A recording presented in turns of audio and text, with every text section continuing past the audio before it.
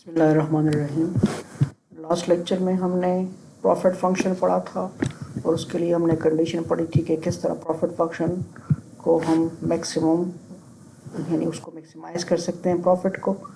ठीक है, आज हम मार्जिनल रेवेन्यू और लीनियर डिमांड फंक्शन पढ़ रहे हैं कि लीनियर डिमांड फंक्शन क्या चीज़ है और मार्जिनल रेवेन्यू का आपस में क्या रिलेशनशिप है। ठीक है, सो यहाँ देखो इधर, let's suppose we have been given this demand function q is equal to 100 minus 10p. ठीक है, now we have to find marginal revenue from this demand function. This is a demand function and we have to find marginal revenue from the demand function. So usually जो होता है ना, marginal revenue is what? Marginal revenue is the derivative of total revenue with respect to q. Okay, with respect to q dq. Marginal revenue is what? Derivative of total revenue with respect to q. So यहाँ पर चूंकि function जो है यहाँ पर q function है, so we have, हमें क्या होना चाहिए, हमें यानी q is a function of price है। यहाँ पर क्या है, q is a function of price है। ठीक है, अब हमने इस तरह डिमांड फंक्शन मालूम करना है कि p फंक्शन हो q का, p फंक्शन हो q का। क्यों? क्योंकि यहाँ हमने डेरिवेटिव लेनी है इस फंक्शन की विद रिस्पेक्ट टू q। सो अगर हम इस फंक्शन को फाइंड कर ले फॉर p, p10p को इस साइड पे हो जाएगा -10p, प्लस 10p हो जाएगा इस साइड पे हो जाएगा। ठीक है, और ये q साइड पे चलेगा -q हो जाएगा, प्लस 100 हो जाएगा। एक मिनट, ये हो जाएगा 10p को साइड पे कर ले तो प्लस 10p हो जाएगा। ठीक है, q को इस साइड पे कर ले -q हो जाएगा और ये माइनस प्लस 100 हो जाएगा। ठीक है, अब ये p इज इक्वल टू क्या हो जाएगा, -q/10 और 100/10 हो जाएगा 10। ठीक है, तो ये मेरे पास फंक्शन आ गया। देखो p is equal to -q/10 plus 10, -q/10 plus 10। अब इसको क्या करना है, वी हैव टू मल्टीप्लाई, चूँकि ये तो p फंक्शन है, अगर इसको हमें मल्टीप्लाई कर लूँ q के साथ, p multiply by q, this is will be total revenue. तो इसको भी q से मल्टीप्लाई कर लेगा, ये -q² डिवाइड बाई 2 हो जाएगा इंटू 10q हो जाएगा। ये आ गया देखो, तो ये रेवेन्यू क्या हो गया, p इंटू q। रेवेन्यू क्या होता है, p इंटू q। सो p इंटू q ये टोटल रेवेन्यू होगा। अब इसी की डेरिवेटिव मालूम करना है विद रिस्पेक्ट टू q, इसकी डेरिवेटिव मालूम कर लेंगे। देखो मार्जिनल रेवेन्यू क्या है, मार्जिनल रेवेन्यू क्या चीज़ है, marginal revenue equal to derivative of total revenue with respect to q। तो ये 2 नीचे आ जाएगा। ठीक है, 2/10 हो जाएगा, तो 2/10 के 1/5 हो गया। ठीक है, और 10q की डेरिवेटिव 10 आ गई, तो ये मेरे पास मार्जिनल रेवेन्यू आ गया। ठीक है, इसमें आप मुख्तलिफ q डालते जाएँ तो आपके पास मार्जिनल रेवेन्यू आता जाएगा। सो marginal revenue and average marginal revenue और डिमांड फंक्शन रिलेटेड हैं। अगर हम यहाँ पर p फंक्शन मालूम कर लें, ठीक है, q से p फंक्शन मालूम कर लें और फिर इसको p को q से मल्टीप्लाई कर लें, तो ये फंक्शन आ जाएगा, ये q का फंक्शन होगा। ठीक है, ये रेवेन्यू आ जाएगा, revenue is equal to p into q, और ये फंक्शन होगा q का। अगर इसी की डेरिवेटिव हम मालूम कर लें विद रिस्पेक्ट टू q, तो ये क्या आ जाएगा, मार्जिनल रेवेन्यू आ जाएगा। ठीक है, this is equal to marginal revenue. Okay, अच्छा जी, अब यहाँ पर मार्जिनल रेवेन्यू जो है, मार्जिनल रेवेन्यू जो है यहाँ पर marginal revenue and elasticity, marginal revenue and elasticity, अब इनका आपस में क्या रिलेशनशिप है, मार्जिनल रेवेन्यू और इलास्टिसिटी का क्या रिलेशनशिप है। तो यहाँ पर मैं आपको थोड़ा सा इलास्टिसिटी का फार्मूला बता देता हूँ। इलास्टिसिटी का फार्मूला होता है dq/dp डिवाइडेड बाई q/p। ठीक है, और मैं कह सकता हूँ कि dq/dp multiply by p/q। This is elasticity formula. Okay, now comes to the marginal revenue. Marginal revenue क्या होता है, marginal revenue is what, derivative D by D Q of total revenue, ठीक है। अब डी बाई डी क्यू,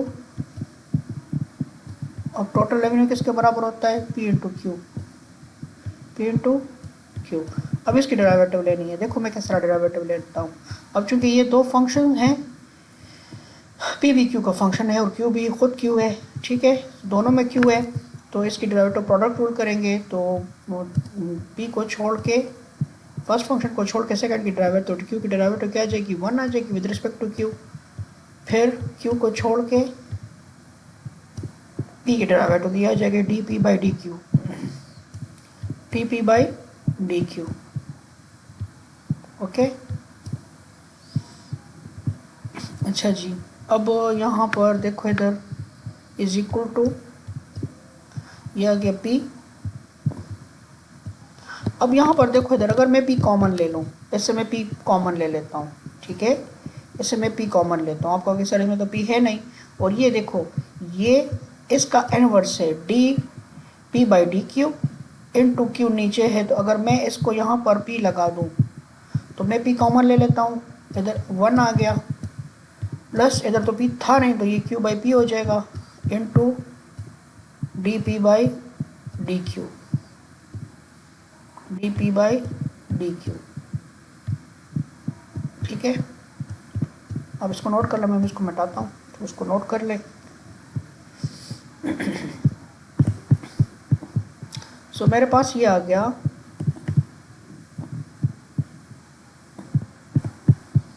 मेरे पास आ गया कि marginal revenue is equal to, marginal revenue is equal to P into 1 plus D P by D Q, ठीक है, into Q by P आ गया ना, ये मेरे पास आ गया, लास्ट रिजल्ट ये था, ओके। और इलास्टिसिटी ऑफ डिमांड का फार्मूला जो है वो यहाँ लिख लेते हैं, this is D Q by D P into P by Q, okay, this is elasticity formula. तो थोड़ा सा इसको देख लेना, ये फार्मूला इसके बिल्कुल उलट है कि नहीं, ये D P by D Q है, यहाँ D Q by D P है, इलास्टिसिटी का फार्मूला ये उल्टा है, ये बिल्कुल इनवर्स है। तो मैं यहाँ इसको लिख सकता हूँ, इसको मैं लिख सकता हूँ P is equal to 1 plus 1 by whole, अगर इसको मैं इनवर्स ले लूँ, इसको लिख सकता हूँ, ये किसके बराबर है, डी क्यू बाई, इसको जब इनवर्स ले लें तो उल्टा लिख लें, इसको D Q by D P, ठीक है, multiply by P by Q, ठीक है, क्योंकि ये इनवर्स है, इसका इनवर्स है, मैंने इनवर्स लिख लिया, ठीक है।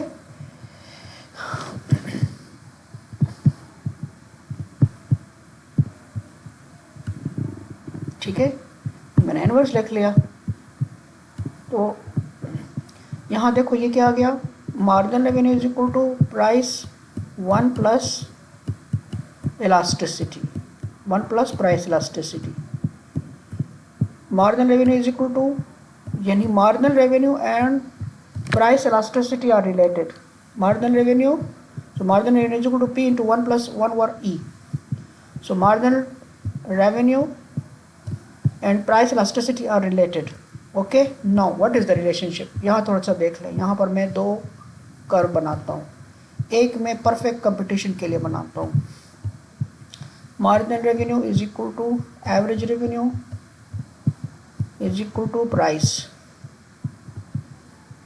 ठीक है, ये मेरे पास परफेक्ट कंपटीशन, यहाँ पर Q हो गया, और यहाँ पर ये सारी चीज़ें, यहाँ पर P और मार्जिनल रेवेन्यू और एवरेज रेवेन्यू और ये सारी चीज़ें हो गई, ठीक है, ये परफेक्ट कंपटीशन के लिए। और यहाँ पर मैं ये बना लेता हूँ मोनोपोली के लिए, किसके लिए, मोनोपोली के लिए, ये मार्जिनल रेवेन्यू हो गया और ये हो गया एवरेज रेवेन्यू, ओके। अच्छा जी, ये यहाँ पर price, average revenue is equal to price, और यहाँ पर ये Q हो गया, और यहाँ पर ये तमाम चीज़ें एवरेज रेवेन्यू और मार्जिनल रेवेन्यू और ये सारी चीज़ें हैं। अब यहाँ देखो, यहाँ पर इलास्टिसिटी क्या है, इस केस में इलास्टिसिटी क्या होगी, परफेक्ट कंपटीशन में इलास्टिसिटी क्या होती है। ओके, तो परफेक्ट कंपटीशन में देखो इलास्टिसिटी ऑफ डिमांड क्या होती है, elasticity is equal to percentage change, आसान सा बता दो ना, percentage change in QD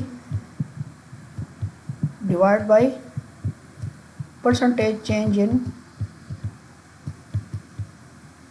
price. Okay, अब Q में तो चेंज आ रहा है, Q तो चेंज कर रही है, देखो Q चेंज कर रही है, Q चेंज कर रही है, Q चेंज कर रही है, Q चेंज कर रही है, ठीक है ना, Q में इंक्रीज आ रहा है, ठीक है, Q में इंक्रीज आ रहा है, लेकिन न्यूमरेटर तो कुछ है, ठीक है, न्यूमरेटर चेंज कर रहा है, लेकिन डिनोमिनेटर को देखो, परसेंटेज चेंज इन प्राइस। अब प्राइस में चेंज आ रहा है कि नहीं आ रहा, चेंज आ रहा है, ज़ीरो चेंज है, ठीक है, और ये चूंकि इलास्टिसिटी नेगेटिव होती है, ठीक है, तो ये क्या गई, माइनस इन्फिनिटी, क्या गई, इसकी इलास्टिसिटी ऑफ डिमांड क्या होती है, माइनस इन्फिनिटी। परफेक्ट कंपटीशन में इलास्टिसिटी ऑफ डिमांड क्या होती है, माइनस इन्फिनिटी। सो अगर ये माइनस इन्फिनिटी होगी तो marginal revenue is equal to, ठीक है, मैं यहाँ पर आगे नीचे कर लेता हूँ। अब marginal revenue is equal to price into 1 plus 1 over minus infinity, ठीक है, ये ऑलमोस्ट क्या हो जाएगी, ज़ीरो हो जाएगी। 1 ओवर प्लस इन्फिनिटी कर ले या माइनस इन्फिनिटी कर ले तो ये ज़ीरो हो जाएगी, क्या हो जाएगी, ये टर्म क्या हो जाएगी, ज़ीरो हो जाएगी। So marginal revenue is equal to price into 1 plus zero या 1 माइनस ज़ीरो, ठीक है, क्या आ गई, this is equal to price. So marginal revenue and marginal revenue क्या होती है, परफेक्ट कंपटीशन में किसके बराबर होती है, प्राइस के बराबर होती है। अच्छा, परफेक्ट कंपटीशन में मार्जिनल रेवेन्यू प्राइस के बराबर होती है, लेकिन मोनोपोली में देख लें, मोनोपोली में सिचुएशन अलग है। अच्छा, मोनोपोली में सिचुएशन अलग है। अब मोनोपोली में अगर मैं यहाँ पर इसको मैं मिटा देता हूँ, अगर मोनोपोली में सिचुएशन देखते हैं, ठीक है, अब इलास्टिसिटी अगर फॉर एग्जांपल चूँकि नेगेटिव होती है, अगर इलास्टिसिटी -1 के बराबर है, if elasticity is -1, if for example if elasticity is -1, तो मार्जिनल रेवेन्यू का आंसर क्या आएगा, marginal revenue will be equal to what, P into 1 minus 1 हो जाएगा, ठीक है, तो आंसर क्या आएगा, ज़ीरो। मार्जिनल रेवेन्यू क्या होगी, ज़ीरो, मार्जिनल रेवेन्यू क्या होगी, zero. When marginal revenue is zero, when elasticity of demand is equal to -1। Okay, so monopoly में यहाँ देखो, मोनोपोली में मार्जिनल रेवेन्यू ज़ीरो कब है, ये मार्जिनल रेवेन्यू क्या है, ये मार्जिनल रेवेन्यू ज़ीरो है, ठीक है। और ऊपर चले जाएं तो यहाँ पर मार्जिनल रेवेन्यू ज़ीरो होगा तो इलास्टिसिटी इस डिमांड कर्व पे क्या होगी, -1। When elasticity is -1, marginal revenue will be 0. Marginal revenue will be, when marginal revenue is equal to 0, elasticity of at this point will be equal to -1. इस point पे -1 होगी, ठीक है। अच्छा जी, अगर यहाँ पर मार्जिनल रेवेन्यू, अगर elasticity is less than -1, more elastic हो, तो फिर क्या सिचुएशन होगी। अब यहाँ आ जाए,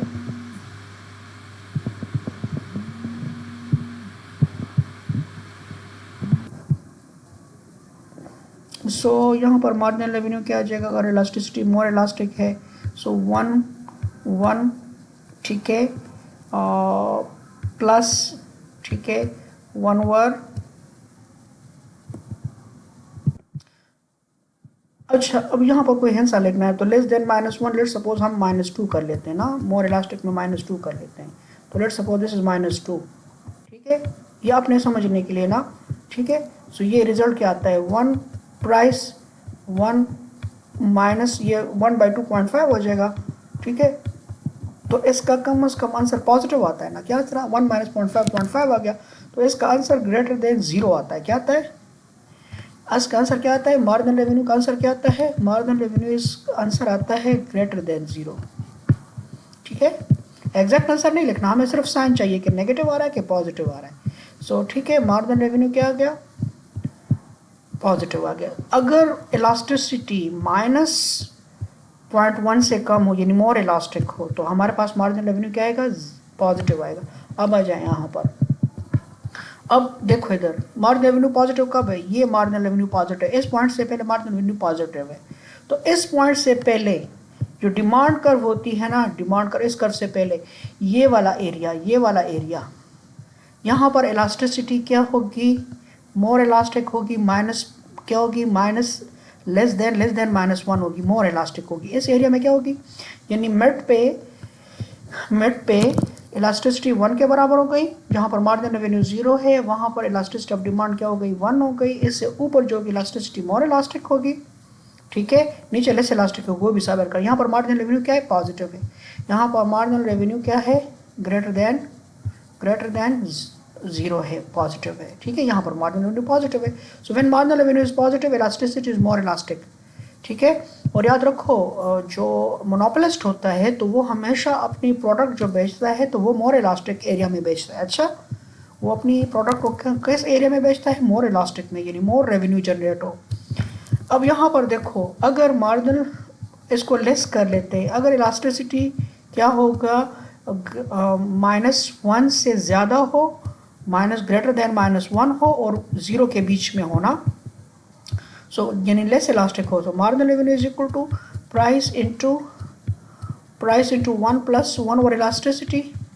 अब इलास्टिसिटी क्या हो गई, इलास्टिसिटी यहाँ पर इसको, ये इलास्टिसिटी हो गई, लेट्स सपोज 0.5 कर लेते हैं, ठीक है, क्योंकि मोर इलास्टिक है, यहाँ पर नीचे कर लेते हैं, P is equal to 1 plus, ठीक है, 1 ओवर -0.5, यानी लेस देन -1, तो ये 0.5 कर ले माइनस, ठीक है, तो ये हो जाएगी। अब इसका आंसर क्या आता है, P1 + 1 माइनस ये 1 डिवाइड बाई 0.5 करेंगे तो 2 आ जाएगा, क्या आ जाएगा, 2। तो ये नेगेटिव में आंसर आता है, क्या आता है, नेगेटिव में आंसर, ये लेस देन 0 आ रहा है, तो कौन, ये किस चीज़ का आंसर है, ये मार्जिनल रेवेन्यू का आंसर है। So marginal revenue is equal to minus less than 0, ये क्या आ गया, लेस देन 0 आ गया, marginal revenue is negative. So when यहाँ पर आ जाए अभी, अब इस एरिया को देखो, यहाँ पर मार्जिनल रेवेन्यू नेगेटिव है, इस पॉइंट से इस साइड पे मार्जिनल रेवेन्यू क्या है, नेगेटिव है। जब ये नेगेटिव है तो यहाँ पर इलास्टिसिटी क्या होगी, इलास्टिसिटी जो होगी ये लेस इलास्टिक होगी, it will be greater than -1, ठीक है। सो वी से marginal revenue and elasticity of demand is related. Marginal revenue and elasticity of demand is related. So when we say in perfect computation, if elasticity of demand is perfectly, ठीक है, perfectly elastic, अगर ये perfectly elastic है, याद रखो perfect computation में marginal elastic वो जो है elasticity of demand perfectly elastic होती है, क्या होती है, perfectly elastic होती है। When elasticity of demand is perfectly elastic, so then marginal revenue will be equal to price. Marginal revenue will be equal to price in perfect computation. But in monopoly, the situation is different. The situation is different. When marginal revenue is equal to 0, the elasticity of demand is 1. यानी ठीक है, unitary elasticity. When the marginal revenue is positive, elasticity of demand is more elastic. When marginal revenue is negative, the elasticity of demand is less elastic. Okay, so this is the relationship between marginal revenue and elasticity of demand, ठीक है। यहाँ आ जाए marginal revenue and elasticity of demand, ठीक है। तो यहाँ पर ये देखें, ये पूरे सिचुएशन है, ठीक है। अच्छा, नेक्स्ट जो टॉपिक है वो प्राइस मार्जिनल कॉस्ट मार्कअप है, इसको हम चले नेक्स्ट वीडियो में इसको करते हैं, ठीक है। इतना ही काफ़ी है इस वीडियो के लिए, आगे नेक्स्ट वीडियो में मिलते हैं इंशाल्लाह।